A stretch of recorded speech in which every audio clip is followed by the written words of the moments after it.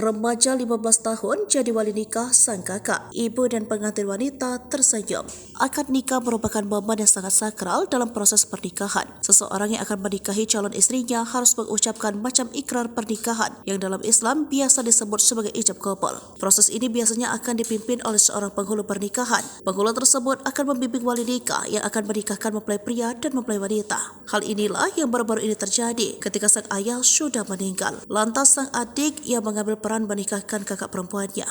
Remaja itu diketahui masih duduk di bangku SMA. Aksinya mencuri perhatian ketika tampil sebagai wali saat pernikahan kakaknya baru-baru ini. Melalui video yang diunggah oleh salah satu akun TikTok dapat dilihat remaja berasal dari Malaysia itu diyakini baru berusia 15 tahun. Remaja itu tampak mengenakan pakaian coklat beserta peci di atas kepalanya. Remaja itu kemudian berjabat tangan dengan calon iparnya sebelum mengucapkan sumpah pernikahan untuk saudara perempuannya. Ibu dan pengantin wanita tersebut bahagia melihat keberanian remaja tersebut. Tampak juga para anggota keluarga lain yang begitu terharu saat remaja tersebut sukses menjalankan tugasnya. Selain itu, aksi remaja itu juga dapat perhatian publik. Hingga artikel ini ditulis, video tersebut telah mendapat lebih 5 juta tayangan dan lebih 300.000 tanda suka.